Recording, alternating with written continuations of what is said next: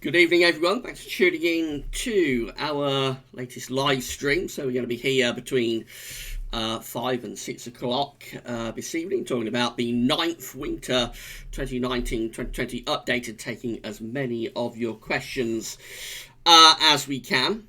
So it was a very epic ninth update, of course, ran to just under 1 hour 12 minutes. I think that's the longest winter update we've ever done. So it was a true epic, and it was a bit of a soda special as well, and that's why it was such an extended video. Do let me know what you thought to the ninth winter 2019-2020 update. I hope you enjoyed it and found it informative. I'll have a look at the GFS in a moment, because of course the clocks have fallen back. We've fallen back into GMT, which means the computer models are all going to be updating an hour earlier. So the GFS is about finished updating now, I would have thought. I haven't seen what it's showing, but we'll pop over to Weather Central at some point in the video, probably in about 10 minutes or so. And we'll have a look at the latest GFS and see what it was doing for the next couple of weeks. We may have a look at the CFS at Meteo Seal as well for Christmas. I've released at 3 o'clock this afternoon, a couple of hours ago now, I released the fourth and final written update for Christmas. So it was rather a zonal sort of update again. We've done 4 written updates for Christmas through October. Over the past 4 weeks. 3 have been generally Atlantic driven and zonal. 1 was colder and blocked. So 3 to 1 with the written Christmas updates have been favouring sort of milder conditions. But we're done with written updates Christmas anyway now. We are going to be moving on very shortly to the Christmas countdown with the videos, and that's going to be from Friday, actually, from the 1st of November. We always start the Christmas countdown in terms of the proper Christmas countdown with the videos. Always start that on the first day of November, so that will be coming up on Friday. I know some people get a little bit fed up with the Christmas updates. They think that they're a bit silly starting them in November, but I enjoy them. So as long as I enjoy them, as long as people want to see them, then that's what we're going to do. So if you don't like the Christmas updates, then of course you don't have to watch until closer to Christmas, so everybody will be happy. Right, so we're going to start off going through the live chat. We've already got some comments in. So funniest comment is actually our first. It's actually our first commenter, so saying first again. So good afternoon, good evening, I suppose we should say, given that the clocks have gone back. Good evening, funniest comment, and thanks for tuning in on this Sunday evening. We've also got Lispy Leaf with us saying hi, Gav. So hi, Lispy. Thank you for tuning in on this Sunday evening. Shiram is with us. So good evening, Shiram. Thank you so much for tuning in this evening. And also Nath Richo is with us saying hello, and also saying another cold update. That's for 9th winter 2019-2020 update, of course. Loving the pattern, bring on a cold one. So clearly Nath is hoping for a colder winter, as a lot of people who are watching these winter updates are doing, of course. Just to say that I'm going to scroll down through the chat. I explain this every week. I'm going to scroll down through the chat and take as many of your questions and points as I can. Depending on how busy we get, we have been getting quite busy with these live streams over the past few weeks, so depending how busy I get, I probably won't have time to go through everybody's comments and answer all of their questions. If anybody gets missed out, then really, really sorry about that. I always feel bad that any comments or questions might get missed when you've taken the trouble to, you've gone to the trouble to comment and to post. But it just depends whether I see the post as I'm scrolling through it and the questions. We've got Super Chat enabled, so you can Super Chat and your question or post will be highlighted. I'll see it as a brightened up sort of post, and then you will definitely get a reply. But otherwise, it just depends whether I notice it as I'm scrolling down through the chat. As I scroll down through the chat, It does tend to pull down to the very last comment. I'm going to have to roll it back up again to get back to where I was. So that can take a little bit of time. So just bear with me, and I'll answer as many questions and points as I can. We've got 45 people already with us. So hello, and thank you for tuning in on this Sunday evening, up to 51 now. So thanks to all of you for tuning in to our live stream discussing the 9th Winter 2019-2020 update.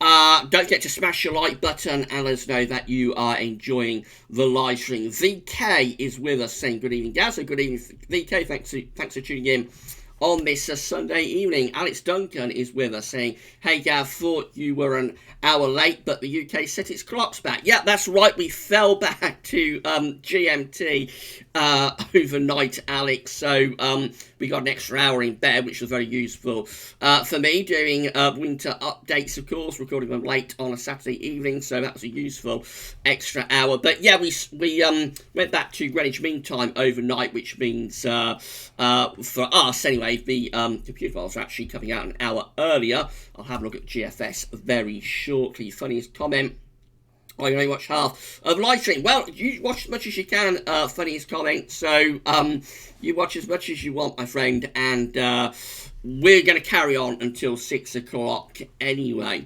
Just to say that next week, by the way, there's not going to be a live stream. I'm going out for the evening to the theatre next week. So the live stream, there won't be a live stream for the 10th winter update. We'll be back with the live streams in 2 weeks' time. So there won't be a live stream next week. So also got Weather Mike with us. Good evening, Gav, and everyone.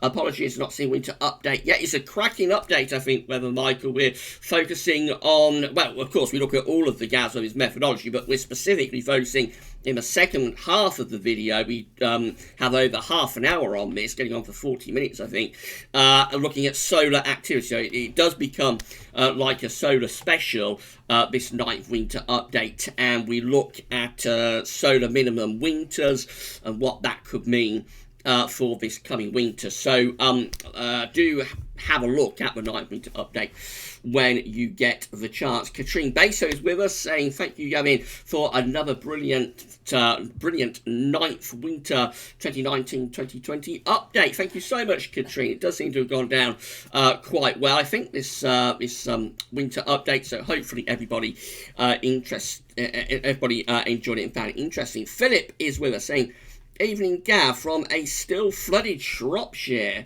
Great update today, really interesting. Thank you so much, Philip. And yes, we have got a lot of river levels now on flood alert, so it is a little bit concerning what's going on with the river levels at the moment. We are going to have a few days of drier weather. It's drier today, of course. It's going to stay dry until around Thursday, but after that it looks like we're going to start seeing the Atlantic coming back in again. We're going to have a look at the GFS in a moment to West Century. It's just updated for the midday run, so we're going to have a look at that in a moment. But the general model trend over the past few days has been for things to turn more unsettled again at the end of the week and heading through the first week of November.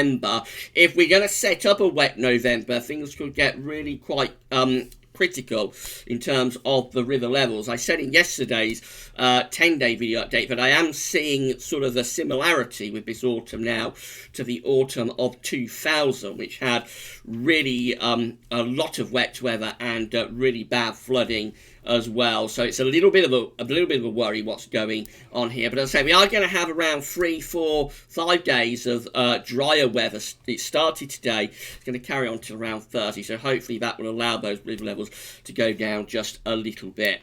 67 people are with us now watching our live stream, up to 68. So thank you so much, everybody, for tuning in on this Sunday evening. That's really great of you all to be with us on this Sunday evening. Mark Kanish is with us saying, hi, Gavin, weather was awful yesterday, wasn't it? Was on a bus with my girlfriend in Chester near northwest England. Bus went through a puddle and went right over the top of the bus. So that sounds more like a flooded road, I would have thought, than a puddle mark. But yeah, it was a pretty grim day yesterday. Certainly here in Northants, it didn't stop raining really all day.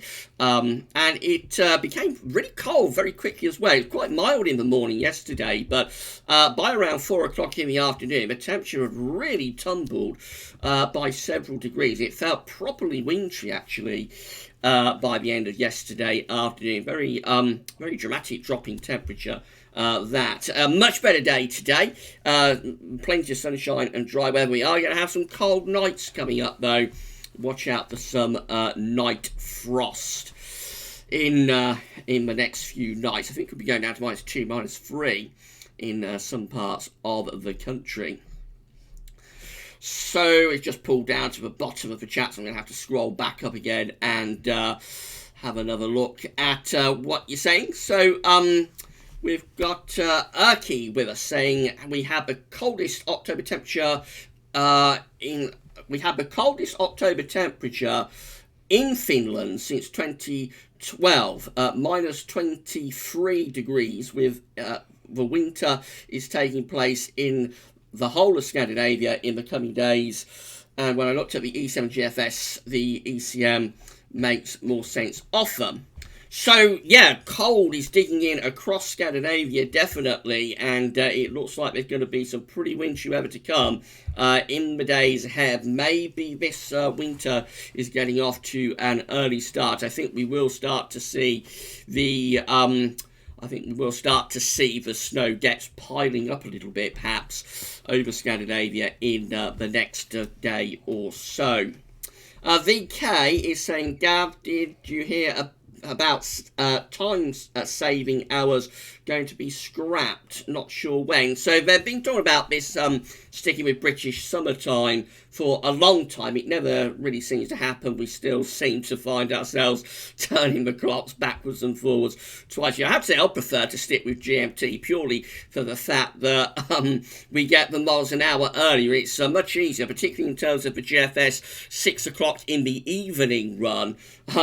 Now, because it will be finishing updating between 10:30 and 11 o'clock in the evening, whereas in British summertime, it doesn't finish updating until after midnight, the GFS 6 in the evening run. So, something they keep talking about, but they're going to just stick with BST. But we shall see. They never seem to get round to that. So, as long as I can remember, they've been debating about putting the clocks backwards and forwards twice a year, whether we should do it, and it's one of those things that never seems to go anywhere.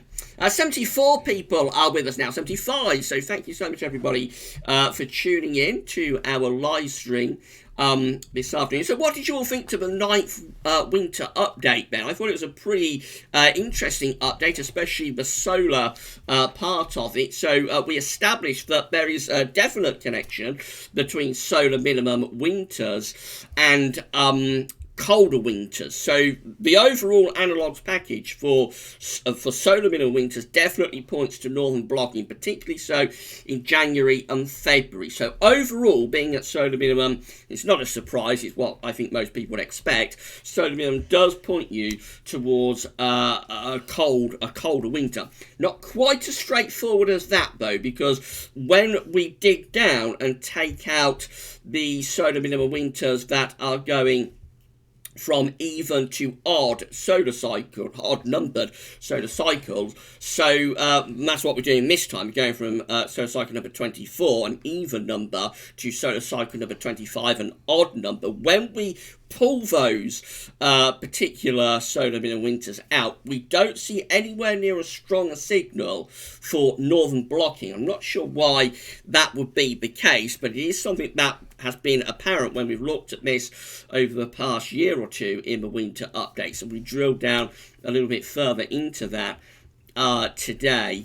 So yes, there is still a signal with these even to odd numbered solar minimum winters if there's still a signal for cold weather in January for a Scandinavian high, but December, February, March, and the overall winters themselves don't appear to be as conducive to cold as the broad sort of solar minimum analogues package, which didn't isolate out the different solar cycles. So that broad analogues package takes into account both the even to odd numbered solar cycles and the odd to even numbered solar cycles. So yes, as we would expect, solar minimum does point you towards northern blocking and a colder winter, but not quite as straightforward as that. And that will be something that we'll have to keep in mind, of course, when we come to do the winter forecast, which won't be all that long now, just a month to go for that. It'll be on Sunday, the 1st of December. We've got 77 people with us this afternoon, so thank you so much, or this evening, thank you so much for tuning in and listening to our live stream. So let's have a quick look at the GFS, shall we then? So I'm going to move over to Weather Central, and then I've got to enable screen capture. So to do that, I've got to turn off the image first of all. So there we go, that's gone.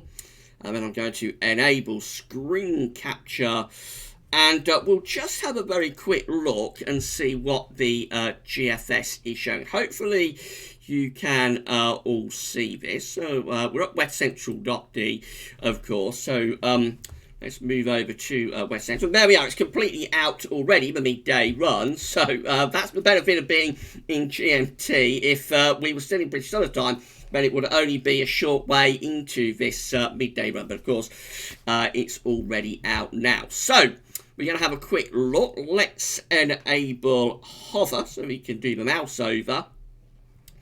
And we'll see what it's showing. I haven't seen this, so I don't know what it's showing today. So we're starting off, of course, early this week with high pressure to our north. That's our respite from the rain. That's our respite from the deluge. Going to bring a few days of drier but quite cold weather. As this high drift eastwards through the middle of the week, we're up to Wednesday now. As that high drift eastwards through the middle of the week, we may start to import more moisture into the high, and so that could start to allow fog patches to develop around the middle part of the week, although it's always fraught with danger these days forecasting fog, because we don't get as much of that as we used to. By Thursday, by Halloween, the ridge is being broken down by low pressure coming in off the Atlantic. So it is only a respite from the wet weather. And by the end of the week, here we go again, low pressure is back in from off the Atlantic. That will be bringing more wet weather with it, no doubt. Heading into next weekend, so this is Saturday, 2nd of November, this low pressure is out to our west. It's a deepening feature, so that's turning increasingly unsettled, and the jet stream is digging southwards. That, of course, is indicated by this black line just here. The jet is digging south, it's pulling these low pressures with it. So this means that the rain is potentially going to be affecting England and Wales more than Scotland and Northern Ireland with that. And it could be a little bit on the cool side as well, of course. So we're moving up towards day 10, and we have this deep area of low pressure sat over the top of the UK, that particularly England and Wales. That will be bringing more very wet weather with it, no doubt. With time, heights are rising, you'll notice, to our northeast. Not pulling in anything particularly cold, but definitely heights are lifting up to our northeast. We're up to day 10. Looking very unsettled, really. Low pressure is in over top of the country. That will bring further showers or longer spells of rain. And then we go through into the more extended rain. So we're into the unreliable time frame. This particular GFS run is shifting the low pressure away to the south. So that's as far as we can go with this GFS run to Tuesday, the 12th of November, and the low then is slipping to our south, becoming cut off. We're starting to raise heights to the north, so that will start to allow things to dry out a little bit.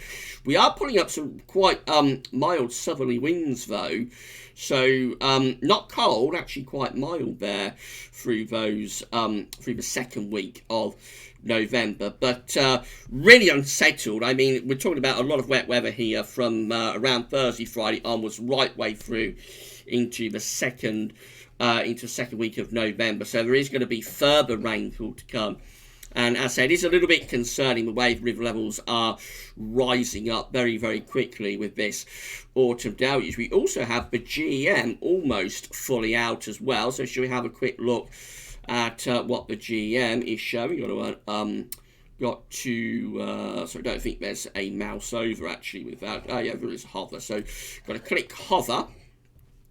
Have a very quick look at what the GEM midday run is showing as well. So again, as early as around Friday, the Atlantic is breaking through with the GEM, bringing more rain back in from off the Atlantic. It turns increasingly unsettled again as we go through into next week. Look at that low pressure powering in from off the Atlantic. That's not only very wet, that will be bringing risk of gale force winds some parts of the country as well.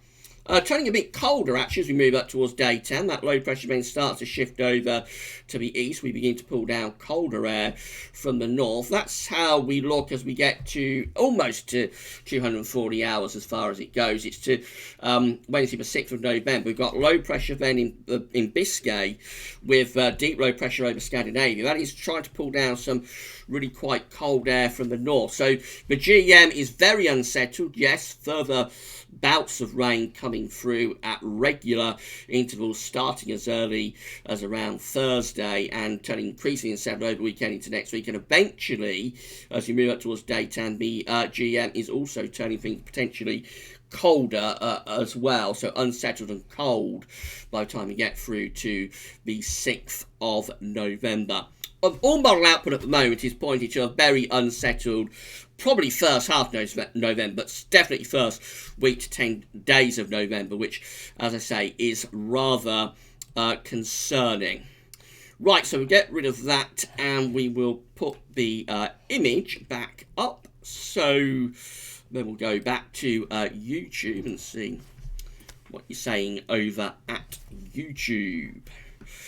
So, where do we get to with the comments? So, I think the last one we looked at, let's steer with Mark Kanish is saying, could it still be a cold winter even if it's Atlantic driven through the autumn? Yes, certainly, Mark. It could do. Could definitely be a cold winter even if the autumn is mild and wet. 2000 very wet. 2000 was a very, very wet autumn indeed. But the winter of 2001, sorry about that, winter of 2001 was actually quite a coldish winter, particularly so for northern parts of the country. Yeah, definitely, even if you have a wet and a mild, even if you have a wet and a mild autumn, I wouldn't rule out at all the chance of the winter itself turning out to be quite cold. I think we might have a little bit of lag going on here, so that's a little bit worrying. After we've done that bit of screen sharing, it looks like we could have a little bit of lag going on, so sorry about that if we are lagging. Let's have a look at one or two more of your questions then. Hi Gab, this is the second time watching the live stream. That's Ninja X. So hi Ninja, thank you so much for tuning in this evening. We've got Chelsea Bill with us. Hi Gav, could you look at 12 GFS run? Yes, we've just done that.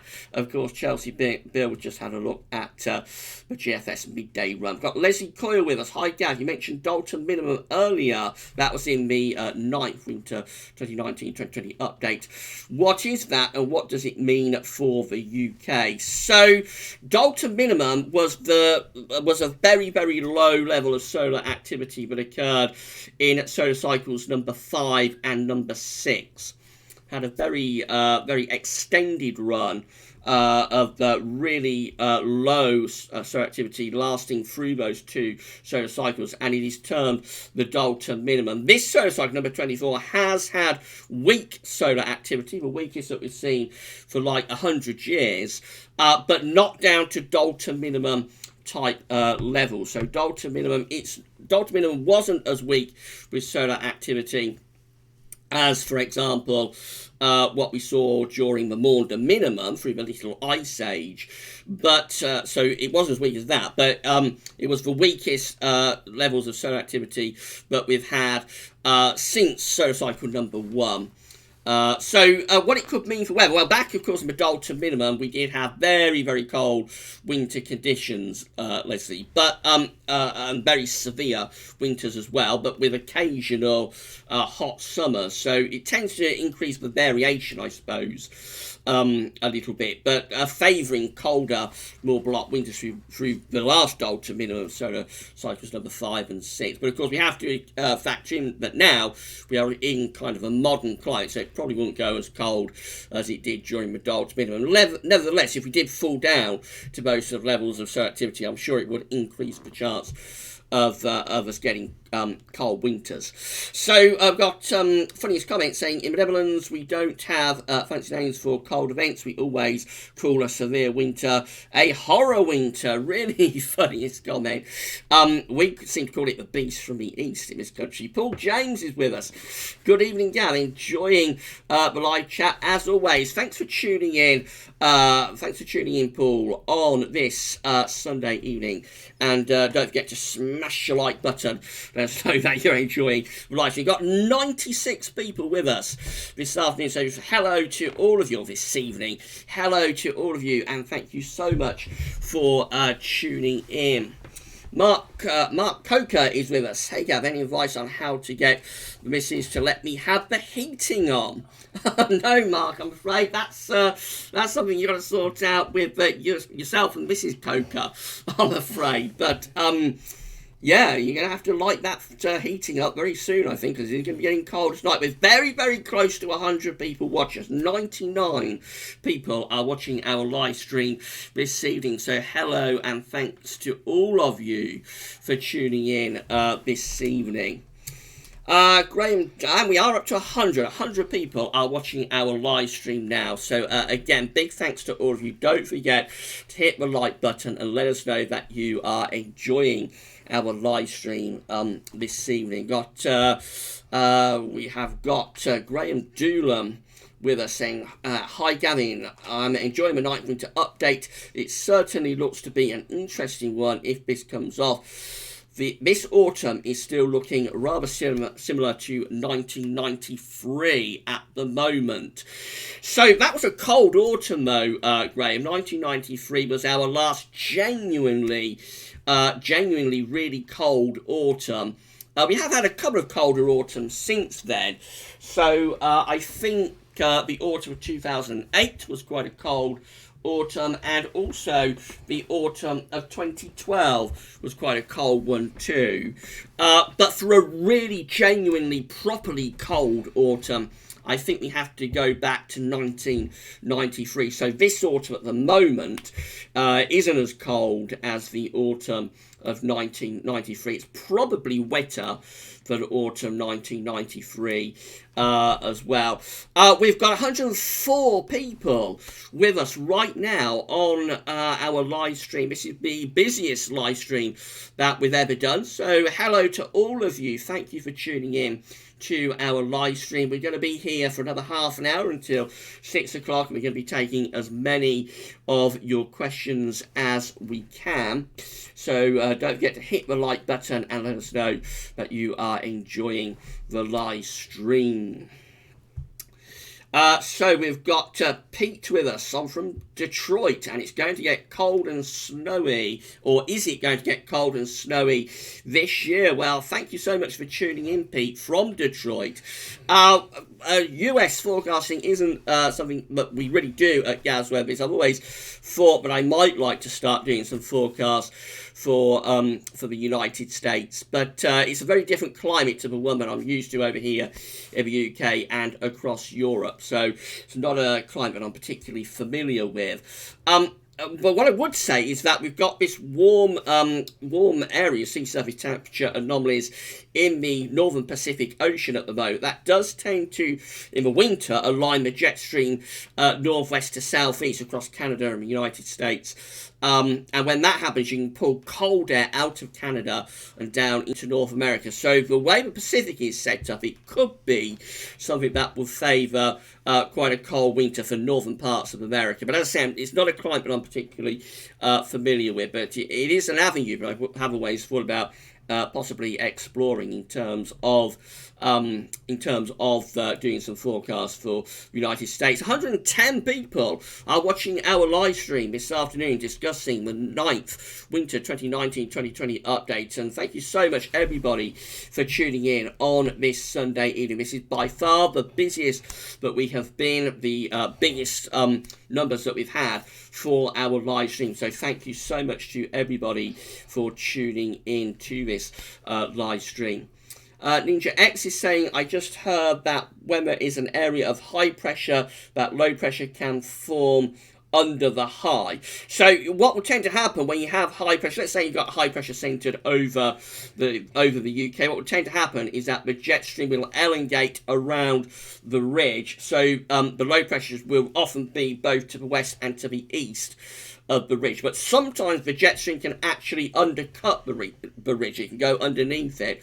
When that happens, you will get low pressure sometimes forming underneath the high pressure, and that's particularly something that happens in the winter. If you get a blocking area of high pressure around Greenland or Scandinavia within the northern latitudes, the jet stream will tend to go underneath it, and that will tend to take low pressure underneath the block, and that can deliver very wet conditions to the Mediterranean. They get a lot of their wet, useful rains through the Med in the winter. From that kind of situation, and also it can deliver snow, of course, to more central and northern parts of Europe as well. So we've got Jack Lowe with us. Hi, Gav. Whoops, we've pulled down to the bottom of the chat. So I'm going to scroll back up and try to find Jack's questions. So loads and loads of people posting in our chat this evening, so thank you everybody for getting involved in this live stream and asking your questions, posting your comments. That really is great of all of you to do that. So we've got Jack Lowe with us. Hi Gav, really enjoying the vids. I'm surprised how zonal most of the models are going, considering the deep solar minimum and the correlation between high latitude blocking. Any ideas why? So we talked about this quite a bit last week, Jack. It could be that the seasonal models are sort of just reverting to their default setup. So the default, of course, for the North Atlantic and for the UK, the default will be westerly. So the default setup is Atlantic driven, prevailing westerlies, prevailing southwesterlies, and that kind of thing. And so it could be that these long-range models are all sort of reverting back to their default setup. Alternatively, perhaps they have got the right idea, and despite the fact that we've got a deep solar minimum, and despite the fact that we're going from a west to an east QBO, all the other things that might favour a cold winter, maybe we are going to have a mild westerly Atlantic-driven winter. At no point can we guarantee we will have a cold winter in the UK, and the reason for that is our position in the world next to the warm Atlantic Ocean, driving in the westerly winds. So always, even like when we're at this point within the solar cycle, even then, as we established with our analogues, cold winters are the exception to the norm. Really. So it might be they're just reverting to their default setup, or it could be they have picked up on something but is going to deliver us into a mild Atlantic-driven winter. We're just going to have to wait and see. But do always bear in mind that where we are with our position within the world next to the Atlantic Ocean, it means that we can never guarantee a cold winter at any point. City Andy is with us saying, evening Gavin, do you think we will see an end to the wet spell anytime soon? Well, we're going to have a few days of drier weather, Andy, so yes, we are going to turn drier for a few days, but it looks like that rain and deluge is going to be coming back by the end of the week, and there's no sign of a true break to this before we get to before we get to the middle of November. I think we say the first half of November is shaping up to be very unsettled. Certainly the first week to 10 days of it. We may get something a little bit drier in the second week of November, as we established when we looked at Wetter Central and when we looked at the GFS run a few minutes ago. So we may get some slightly drier conditions in the second week of the month. But overall, it looks patchy, even that. And I think we have to say that for the next week, 10 days, once we get to around Thursday, Friday anyway, we are likely to see a continuation of this very unsettled weather. Stephen Pratt is with us saying, "Hi Gav, greetings from Cleckington. As someone who works outside all year, many thanks for your advice and broadcast. It helps a great deal, in fact, more than you may know." So thank you so much, Stephen. That is really, really kind of you to say that. And that's the sort of feedback that we like. We'd like to know that people not only are enjoying the updates and find them interesting, but also find them useful as well. So the fact that you find the forecasts and the updates and the videos and everything else useful to your job is really, really great to hear. And thank you so much for saying that. That's very, very kind indeed. 107 people are still with us this evening. So again, big thank you to everybody for tuning in to this live stream.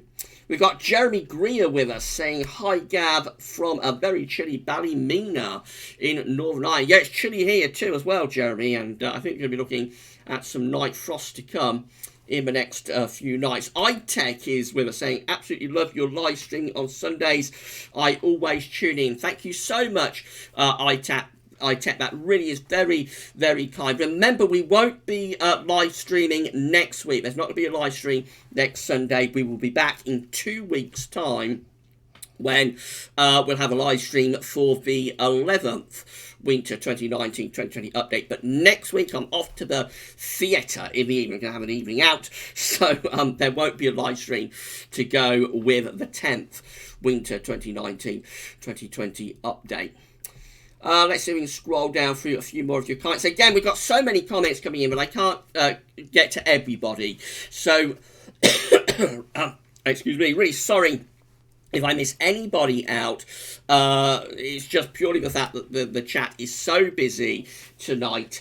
I always feel bad about anybody that goes to the trouble of posting comments and questions and then they get missed out. But I can't answer everybody because it's just so busy. We've got Mike Rawcliffe with us saying, "Hey Gav, love the latest winter update today. Keep up the great work you do. I watch every video you do." Well, thank you so much, Mike. That really is incredibly kind of you for saying that, my friend. And thank you so much for tuning in to this live stream. Thomas Green is with us. "Hello, Gav. Just joined. Very ill at the moment. I thought it was just because of the rain." Well, sorry to hear you're unwell, Thomas. Hope you feel better soon. Hope the live stream is okay, though, and hope that's made you feel a little bit better. But get well soon, Thomas. City Andy's lows tracking to the south, which is interesting. Yes, that's right. When we have the jet stream digging southwards with areas of low pressure, then particularly in winter, that can be one of the scenarios where we get quite a bit of snow from that. So always interesting when you see that jet stream digging southwards. Thomas Green is also saying, "I am away next weekend in the hills of Yorkshire, wondering what the weather will give." So it looks like it's going to be turning unsettled again by next weekend, Thomas. I think you will have to prepare for rain, unfortunately. So we're going to have a few drier days up until around Thursday, but after that it looks like the Atlantic's coming back. So for next weekend I would expect that it's going to be quite wet. Savvy is with us saying, "Been a while since I've seen so much rain. At least we won't be in short supply over the next month." That's definitely true, Savvy. If anything, we're going to have too much rain. I think there is going to be a growing threat. If this goes on into November, I think there will be a growing threat of some quite nasty flooding. So Kaj is saying, "NEO will grow in next few days, so Atlantic is coming." So I think you're saying that the NEO is going to go into a more positive phase, and that's going to cause the Atlantic to start bring us further wet weather. Remember, though, that the NAO is just an index that reflects the atmospheric state. It doesn't drive anything. So the reason that the NAO would be going positive is because we've got a strengthened area of low pressure around Iceland and high pressure around the Azores, and that differential is what would drive the NAO into positive territory. But then it looks like the NAO probably falls back, actually, as we go further into November. It doesn't look like we're coming out of this prolonged negative NAO phase that we've been in since May anytime soon. So that's quite interesting, I think. Still 103 people watching us, and we've been talking now for 40 minutes. So thank you so much, everybody, for tuning in on this Sunday evening. Don't forget to give us a like and let us know that you are enjoying the live stream. Chelsea Ville is saying it can change so fast enough with weather out in the Atlantic Ocean. So, yeah, it's a very changeable position of the world that we are in, of course. Chelsea, next to the Atlantic Ocean.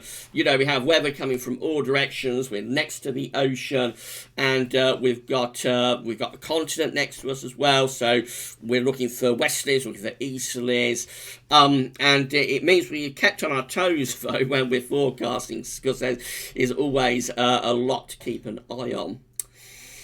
Let's scroll down and have a look at one or two more. So we've got Cold Killer with us saying good evening. Well, good evening, Cold Killer. Thank you so much for tuning in to our live stream on this Sunday evening.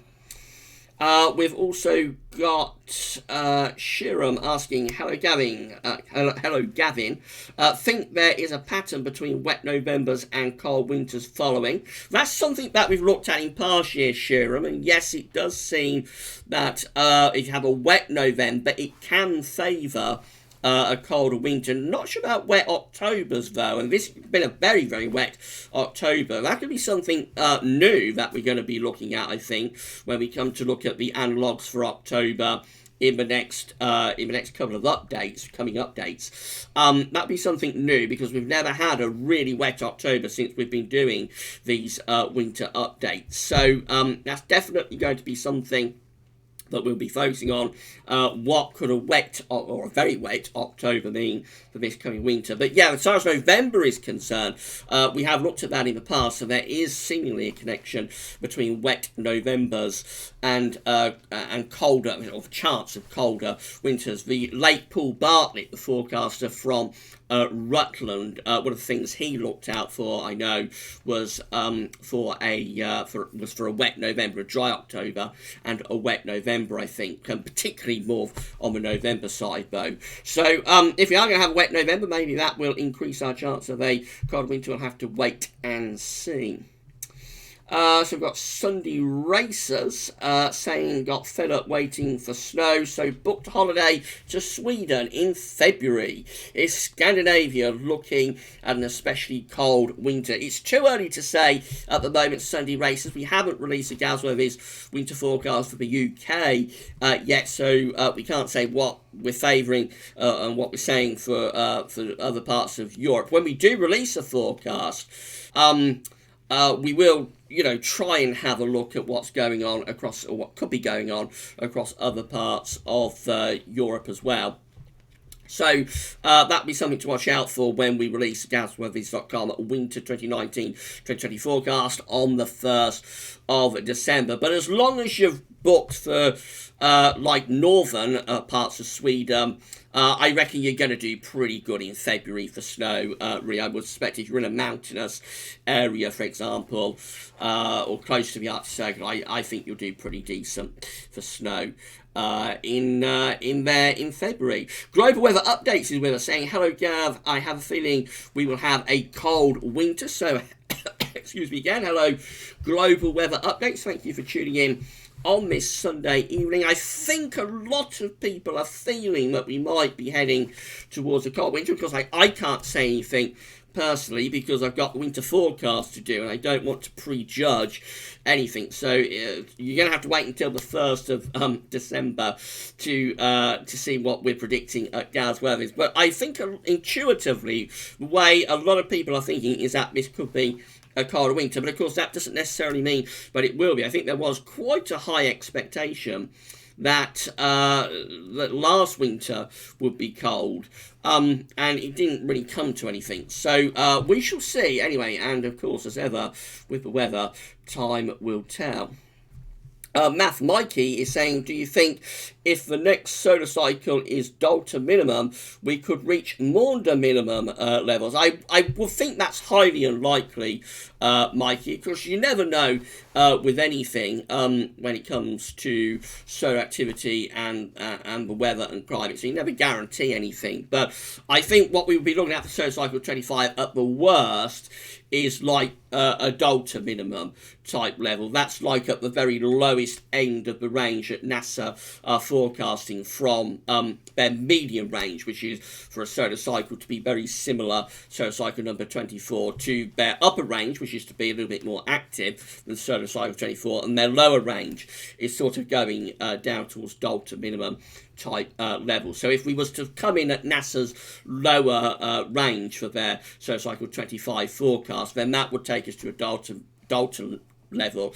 But I don't think there's any suggestion really that we're going to be at Maunder level, certainly not for solar cycle 25 anyway. Jeff Egan is with us saying, evening Gav, and just a quick question, what's the best predictor for a sudden stratospheric warming?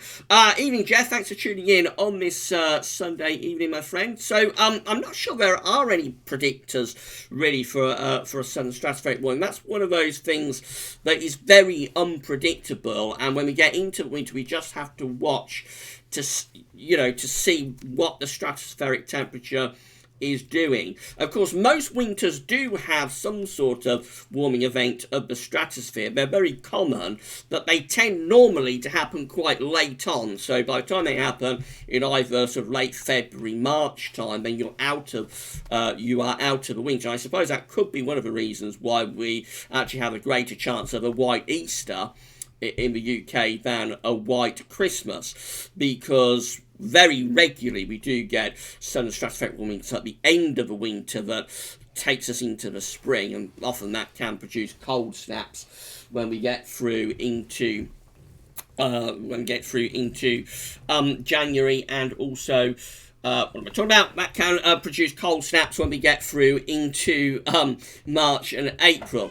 But for midwinter sudden stratospheric warmings and early winter sudden stratospheric warmings, I'm not sure there's all that many predictors that you can look at. One thing I've always thought would be quite interesting to look at, but I've never had the time to do it, is whether there's any connection between solar minimum or the solar cycles and sudden stratospheric warming. I don't think there is, but it could be quite an interesting avenue to explore. If you could get a list of years where we had sudden stratospheric warmings, if you could get a list of years where we've had sort of early to midwinter sudden stratospheric warmings and compare them with past solar cycles, then that would be quite interesting to explore. But it's something that I've never had the time to do. But if anybody has ever done that, then that would be really interesting to know what the findings of that research could be. So many comments. I'm not going to have the chance to answer all of these. So I'm really, really sorry to everybody who has their comment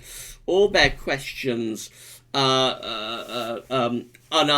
Of course, we won't be here next week, but we will be here in 2 weeks, so you'll have another opportunity to ask them. But just really sorry that I can't get through everybody's comments. But again, so much interest in these live streams. When I said we was going to do these live streams to go over winter updates, I wasn't sure actually whether there would be all that much interest in it, but clearly there is a lot of interest, and I just say huge thank you to all of you for tuning into these live streams and for getting involved in the chat. I'm going to try and answer a few more questions. We're going to be here until 6 o'clock, and then I'm going to go right up the written version of the winter update, the 9th winter update. I'm going to get that written up and posted onto gavsweathervids.com for anybody who can't watch the video. And at 1 hour, nearly 1 hour, 12 minutes, there are going to be people that just don't have the time to sit down and watch the whole thing. So we have to cater to those people, and I've got to go and get that written up after I had a bit of tea. after 6 o'clock. So we'll be here for another 10 minutes or so, and then we'll have to wrap it up for this week. But I'll try and answer one or two more of your questions. So Chair Ward is with us, saying, hi Gav, hi Chair, thank you so much for tuning in on this Sunday evening. Sean Hazel is with us, saying, what's the chance that Clacton in East Anglia of snow this year? So again, it's too early to say, Sean. We haven't released our forecast yet. The way the patterns are shaping up for November, I wouldn't be overly surprised if there's quite a potent cold snap at some point during November. I have to say, no sort of model evidence for that, nothing to support that, just an intuitive sort of feeling about this November. But I wouldn't be overly surprised if at some point through the month there's quite a cold snap, so that might deliver a little bit of snow. But as far as the winter is concerned, then it really is too early to say. So it's going to be a case of watch this space, and we'll release the winter forecast, of course, on the 1st of December. Christopher Rutherford is with us, saying there is a channel like this called Prospector Weather that has a USA 2019-2020 forecast today, including certain activity. Well, that's interesting, Christopher, and I'll have a look at that when we get a little bit of time. And thank you so much for tuning in on this Sunday evening to our live stream. Still got 96 people with us. Absolutely phenomenal stats with this live stream. Easily the most popular live stream that we have done. Alex Smith is with us, saying, hi Gav, do you think we will experience a winter like Aaron Smith, I should say, saying, hi Gav, do you think we'll experience a winter like 1962, 1963 in our lifetimes? Unlikely, Aaron, but you can never say never with the weather. So it was the coldest winter since 1740, 1963. So I mean, so many years from 1740 to 1963, it would be pretty unbelievable to think that we will have another winter like that so soon after 1963. But as December 2010 showed us, as the December to Remember showed us, which was the coldest December since 1890 in central England, and very nearly, very, very nearly, the coldest December since CT records began in 1659.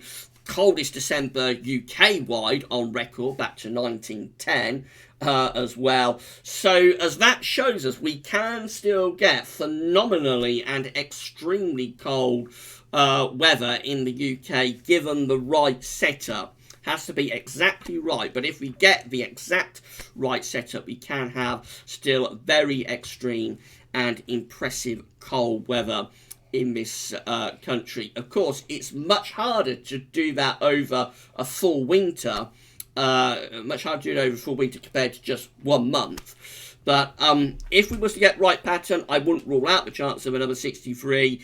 But given it was the coldest winter since 1740, it would be quite unbelievable to be able to get a winter as cold as that so soon after it. Although, of course, we're talking about nearly 60 years ago now for the winter of 1963, so it was quite some time back. But it's relatively short time frame compared to the gap between 1740 and 1963, if you see what I mean. So we've also got downstairs Dave with us saying, hi Gav, just put things out, feels like winter now. Yes, it does, Dave. It's turned really chilly out there, and we're going to have some frosty nights to come as well. Ninja is saying, is there any more hurricanes going to form? So at the moment, we're not seeing any signs of hurricanes. We did see when we did yesterday's winter update that the sea surface temperature anomalies are still relatively warm in the tropical Atlantic, and they're also pretty warm in the Gulf of Mexico as well. I know, so I didn't say that in the ninth winter update or in yesterday's week's 10-day video update. But yes, so the sea surface temperature is pretty warm in the tropical Atlantic and also in the Gulf of Mexico, which means we can't rule out, I don't think, the chance of a late hurricane forming over those warm sea surface temperature anomalies. But we'll just have to wait and see. At the moment, there's not much time back. We've got Mr. Burns with us. Hi, Gav. Do you remember the last time there was such a strong signal from the models calls for a mild and stormy winter. So they very regularly go in that direction, Mr. Burns, so I don't think it's anything particularly unusual to be seeing that. See if I can answer one or two more. Nigel Clifford is with us. I haven't watched the recent winter update you put out yet, but can you tell me if there is any indication for a cold winter in British Isles this time around? So that's what we're trying to answer, Nigel, and you're going to have to wait until we release the winter forecast on the 1st of December. I'm going to scroll down through a few more of these comments. Again, thank you so much, everybody, for tuning in to this live stream and for getting involved with the chat and for answering all of your questions. It's incredibly kind. I always feel really bad for anybody who asks questions and wants their comment read out. I always feel really bad that we miss them out. But just been so busy in the chat for this live stream. Quite amazing. Really blown away by the interest. We still have 91 people with us, and we've been talking for 55 minutes now. So, Sunny Racers is saying, Gav, do you have a video for Meteo News, explainers for such things as QBO, Northern Blocking, and all of the other things you don't hear on BBC Weather? So, as we do these updates, Sunny Racers, I tried, hopefully, to keep it in a format that people without a meteorological background can sort of understand.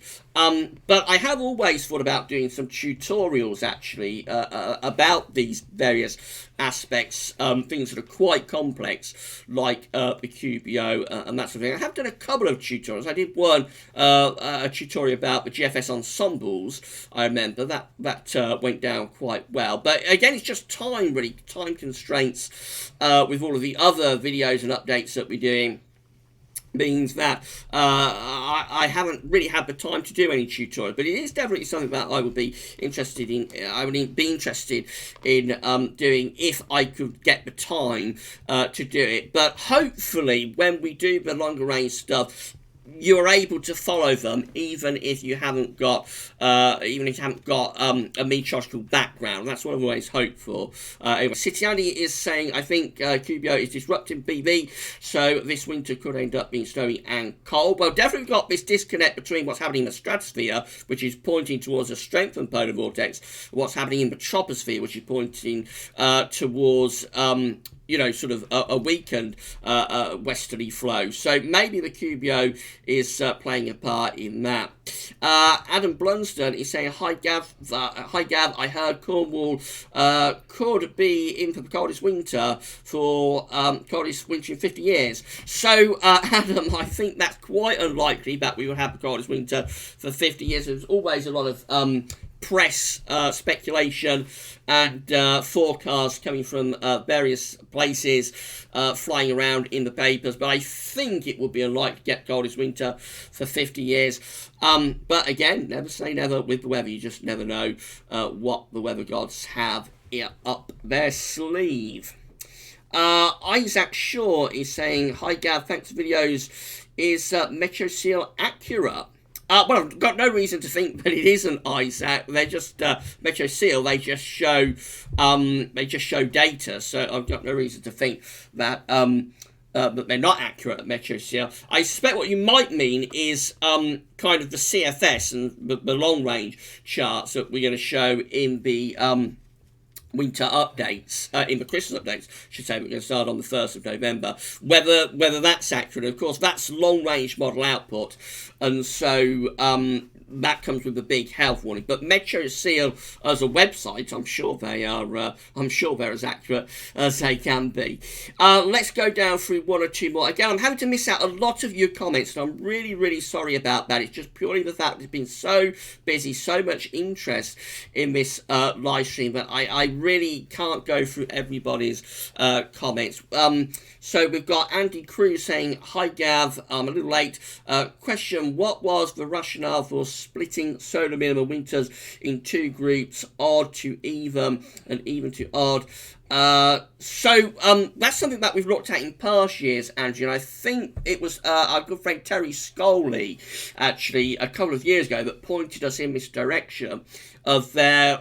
we didn't actually split them between odd and even to odd. What we looked at was just all solar minimum winters, and then we looked at the solar minimum winters that are relevant for this winter, as we are probably almost certainly going to be solar minimum winter that is going from solar cycle 24 solar cycle 25, so an even to odd solar cycle. And I think I can't really remember when we looked at this. I think it's a couple of years ago we started splitting them like that, and I think it's Terry Scully that pointed us in this direction, that there is that overall solar minimum does point you towards chance of a colder winter, but when you take out those odd to even winters, that does raise some question marks about whether you can get a colder winter. So I haven't got time to answer that quite as in depth as I would like to. We're drawing to the end now of this live stream. We still have 92 people with us, so absolutely phenomenal